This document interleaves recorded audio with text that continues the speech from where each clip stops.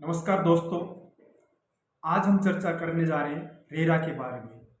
RERA क्या है और रियल स्टेट में इसका क्या योगदान है। एज ए कस्टमर आपको क्या बेनिफिट है, एज ए बिल्डर आपको क्या बेनिफिट है, और आप एज ए एडवाइजर काम करते हैं तो आपको क्या बेनिफिट है। ये हम चर्चा करने जा रहे हैं रेरा में, और ये क्यों आया। तो सबसे पहले समझते हैं कि रेरा है क्या। Real estate regulatory authority act, ये 1 मई 2016 को आया था, और लेकिन ये लागू किया गया 2017 को। अब बात करते हैं कि ये रियल एस्टेट को कैसे रेगुलेट करता है, कैसे मॉनिटर करता है। जैसा कि आप जानते हैं रिजर्व बैंक ऑफ इंडिया के बारे में, सेबी के बारे में। अब सेबी और आरबीआई का ऑब्जेक्टिव है कि अपने सेक्टर को मॉनिटर करना, रेगुलेट करना, प्रमोट करना इंडस्ट्री को, और उसमें ट्रांसपेरेंसी लेके आना। ठीक ऐसे ही रेरा का ऑब्जेक्टिव है रियल एस्टेट इंडस्ट्री को रेगुलेट करना, प्रमोट करना और इसकी ग्रोथ के लिए काम करना। सेकंड इसका ऑब्जेक्टिव है ब्रिंग ट्रांसपेरेंसी इस बिजनेस में, कस्टमर के साथ, बिल्डर के साथ ट्रांसपेरेंसी लेके आना। Then ensure the project on time deliver, और जो प्रोजेक्ट हैं वो टाइम पे डिलीवर हुए कस्टमर को। देन इसका ऑब्जेक्टिव है जो डिस्प्यूट होते हैं बिल्डर के बीच और कस्टमर के बीच, उन डिस्प्यूट को रिजोल्व करना ऑन टाइम और एक्ट बनाना, ये रेरा का ऑब्जेक्टिव है। अब ऐसे क्या कारण हुए जिसकी वजह से रेरा को एग्जिस्टेंस में आना पड़ा। जब किसी चीज में गैप आ जाता है तभी नई चीज मार्केट में एग्जिस्टेंस होती है। रेरा के आने से पहले 2017 में मार्केट में काफी रियल स्टेट इंडस्ट्री में गैप थे। पहला गैप था कि जो बायर है वो अपनी पेमेंट टाइम पे कर रहा है, लेकिन उसे जो प्रोजेक्ट है कि डिलीवरी है, उसकी पोजीशन है, वो टाइम पे नहीं मिल पा रही थी। अब उसको बाय करने के लिए कस्टमर ने अपना लोन करवाया हुआ है, घर की ईएमआई पे कर रहे हैं और लोन की ईएमआई पे कर रहे हैं, लेकिन उसे फ्लैट अभी तक नहीं मिला। इससे क्या हुआ, मार्केट में एक क्राइसिस आया और काफ़ी डिस्प्यूट बढ़े, कोर्ट केसेस बढ़ने लगे। तब इसकी आवश्यकता हुई कि एक ऐसे एक्ट को लेके आया जाए जो इस इंडस्ट्री को मॉनिटर करे, और इससे मार्केट में रेपुटेशन बिल्डर की भी काफ़ी खराब हुई, उसमें इंडस्ट्री को काफ़ी लॉस हुआ। तो इन्हीं चीज़ों को दूर करने के लिए ये एक्ट लेके आया गया। अब बात करते हैं कि इससे कस्टमर को क्या बेनिफिट हुआ और क्या चैलेंजेस थे जो दूर हुए। सबसे पहला जो कस्टमर का चैलेंज था कि जो डिले इन पोजेशन, कस्टमर को अपना जो प्रोजेक्ट है वो टाइम पर नहीं मिल पा रहे थे, फ्लैट टाइम पे नहीं मिल पा रहे थे। अब रेरा के आने से वो टाइम पे मिलने लगे। ऐसा क्यों? क्योंकि बिल्डर को अपने प्रोजेक्ट की कंप्लीशन डेट रेरा को सबमिट करनी होती है कि ये प्रोजेक्ट हमारा इस ड्यूरेशन में कंप्लीट हो जाएगा। अगर वो उस ड्यूरेशन में कंप्लीट नहीं हो पाता है तो उसको बिल्डर को पेनल्टी पे करनी पड़ती है क्लाइंट को। तो अब बिल्डर इस पेनल्टी से बचने के लिए क्या करता है, अपने प्रोजेक्ट को ऑन टाइम डिलीवर करता है। बेनिफिट क्या हुआ? बेनिफिट कस्टमर को हुआ, कस्टमर को टाइम पे फ्लैट मिलने लगे, तो ये कस्टमर को बेनिफिट हुआ। सेकंड हम बात करते हैं फेक एडवर्टाइजमेंट। रेरा के आने से पहले जो एडवर्टीजमेंट की जाती थी बिल्डर के द्वारा कि ब्रोशर में कुछ दिखाया गया है, एडवर्टीजमेंट में कुछ है और प्रोजेक्ट में कुछ मिलता था, उसके साइज में भी डिफरेंस हो जाता था। अब जो भी बिल्डर एडवर्टीजमेंट करेगा या लेआउट दिखाता है, प्रोजेक्ट दिखाता है, उसको सबसे पहले रेरा के द्वारा अप्रूवल लेना पड़ेगा। अब वो उसमें कोई चेंजेस नहीं कर सकता चाह कर भी। अगर उसको चेंजेस करना है तो उसको क्या करना पड़ेगा, 2/3 ऑफ दी कस्टमर से अप्रूवल लेना पड़ेगा, जो कि आसान नहीं है। तो अब एडवर्टीजमेंट सही होती है, उसी के अकॉर्डिंग ही प्रोजेक्ट मिलते हैं, वही साइज होता है, वही लेआउट होता है, वही डिजाइन होता है। थर्ड हम बात करते हैं जो fake promise by the builder. Builder के द्वारा फेक प्रोमिस कर दी जाती है। फेक प्रोमिस कैसे किए जाते थे कि आपको ये चीज़ें मिलेंगी, लेकिन वो चीज़ें मिल नहीं पाती थी। अब बिल्डर जो भी प्रोमिस करेगा वो एग्रीमेंट के तहत ही प्रॉमिस होंगे, उसके वर्बल कोई प्रॉमिस नहीं होंगे। और वो एग्रीमेंट इशू करने से पहले बिल्डर को किसका अप्रूवल लेना पड़ेगा? रेरा का, रियल स्टेट रेगुलेटरी अथॉरिटी का अप्रूवल लेना पड़ेगा। जब वहां से अप्रूवल मिल जाएगा तब वो एग्रीमेंट बना सकते हैं। उस एग्रीमेंट में बायर के राइट्स को भी ध्यान में रखा जाता है, बिल्डर के राइट्स को भी ध्यान में रखा जाता है, तो दोनों के राइट्स के हितों की रक्षा की जाती है। देन रेरा से पहले एक चीज और थी, कारपेट एरिया डिफाइन नहीं था कि एक्चुअल में कस्टमर को कितना एरिया मिलेगा। बिल्डर क्या करते थे, सुपर एरिया को ही कारपेट एरिया बताकर सेल करते थे। तो डिलीवरी के वक्त कस्टमर को एक ऐसा महसूस होता था कि उसके साथ चीटिंग की गई है, और वास्तव में ऐसा होता भी था।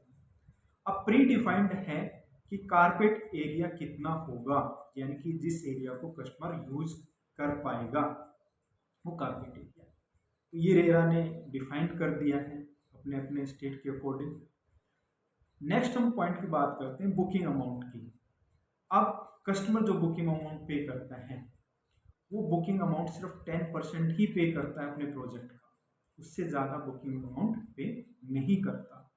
इससे पहले क्या था, बुकिंग अमाउंट कोई प्री डिफाइंड नहीं था कि आपको 20%, 50%, 70% कितना देना है। अब कोई भी बिल्डर 10% से ज़्यादा बुकिंग अमाउंट नहीं ले सकता। रेस्ट ऑफ अमाउंट उसको अपने प्रोजेक्ट के कंप्लीशन के अकॉर्डिंग लेना पड़ता है, जैसे फ्लोरिंग के अकॉर्डिंग, लेंटर के अकॉर्डिंग, फिनिशिंग के वर्क और डिलीवरी के वर्क।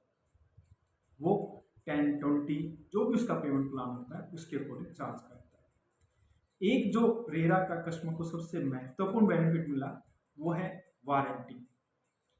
अब पहले जो कस्टमर को फ्लैट मिलते थे, प्रोजेक्ट मिलते थे, उनकी कोई वारंटी नहीं होती थी। अब रेरा आने के बाद बिल्डर अपने प्रोजेक्ट की 5 ईयर की वारंटी देता है कस्टमर को। अगर 5 ईयर के अंदर उसमें कोई डिफेक्ट आता है तो उसके मेंटेनेंस की जिम्मेदारी, उसकी रिपेयरिंग की जिम्मेदारी किसकी है? वो बिल्डर की जिम्मेदारी है। तो ये हम देखते हैं कि इससे काफ़ी बेनिफिट हुआ कस्टमर को, रेरा के आने से उसके हितों की रक्षा हुई। क्या इसका बेनिफिट सिर्फ कस्टमर को हुआ, बिल्डर को नहीं हुआ? इसका बेनिफिट हम देखते हैं कि बिल्डर को भी हुआ और काफ़ी ज़्यादा बेनिफिट बिल्डर को हुआ। सबसे पहला जो बिल्डर को बेनिफिट बात करते हैं वो है उसकी रेपुटेशन। बिल्डर की रेपुटेशन में इम्प्रूव हुई। अब रेपुटेशन कैसे इम्प्रूव हुई बिल्डर की? रेपुटेशन बिल्डर की इम्प्रूव हुई है वो भी है क्योंकि उसने अपने जो प्रोजेक्ट हैं वो टाइम पे डिलीवर करने शुरू कर दिए हैं। तो इससे क्या हुआ, बिल्डर की रेपुटेशन इम्प्रूव हुई। अब मार्केट में बिल्डर एक ब्रांड बनने लगे हैं कि इस बिल्डर की रेटिंग है, ये प्रोजेक्ट ऑन टाइम डिलीवर करते हैं। तो ये एक काफ़ी बड़ा चेंज आया उसकी रेपुटेशन में। देन एक अकाउंट बनाया गया है एस्क्रो अकाउंट। वो एस्क्रो अकाउंट बेनिफिशियल है कस्टमर के लिए भी और बिल्डर के लिए भी। अब ये एस्क्रो अकाउंट क्या है?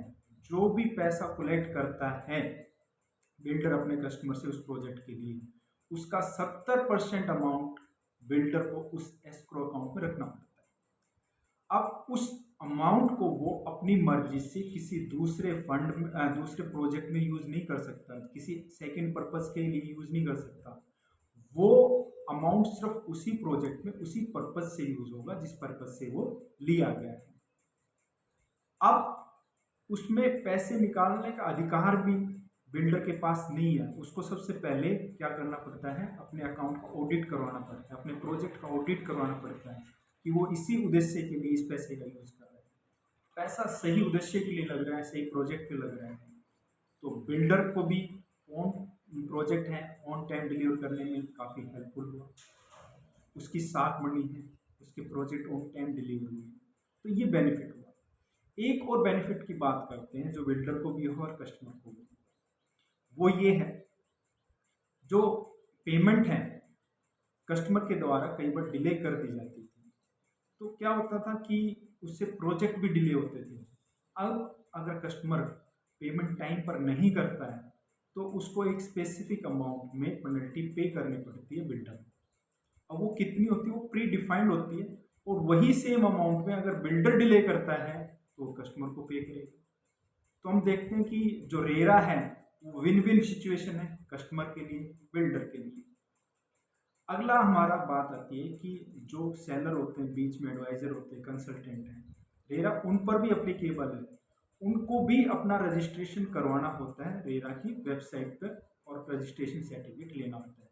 यानी अथोराइज पर्सन ही एक रेपुटेड बिल्डर का प्रोजेक्ट बेच सकते हैं, अनऑथराइज पर्सन नहीं बेच सकते। नेक्स्ट हम बात करते हैं कि ये रेरा लागू कब होता है, कहाँ होता है, किस प्रोजेक्ट पे होता है। क्या ये सिंगल बिल्डिंग पे भी होता है? नहीं। रेरा के लिए जो अप्लीकेबल है मिनिमम 500 स्क्वायर फीट एरिया, इससे अबोव का जो प्रोजेक्ट होता है उस पर ये अप्लीकेबल है।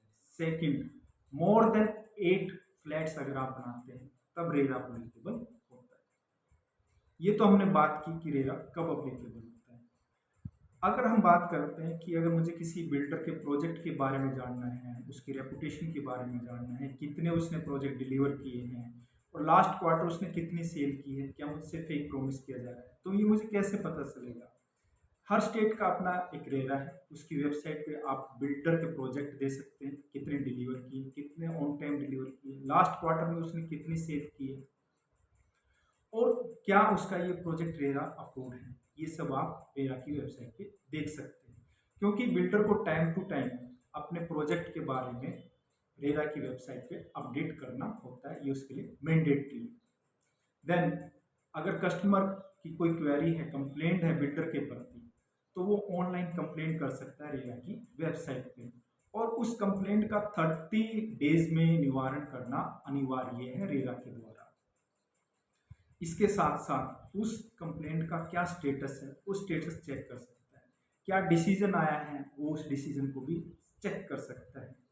तो हम कह सकते हैं नट सेल में रेरा की वेबसाइट पे एक कस्टमर सब कुछ देख पाता है अपने बिल्डर के बारे में, प्रोजेक्ट के बारे में, पॉलिसीज़ के बारे में, और बिल्डर भी जो गवर्नमेंट की पॉलिसी है उसको जान पाता है, कम समय में अप्रूवल ले पाता है।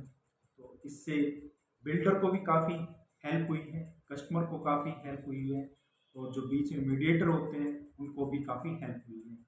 तो डेफिनेटली रेरा ने इंडस्ट्री को ग्रोथ की ओर लेके गया है और लेके जा रहा है।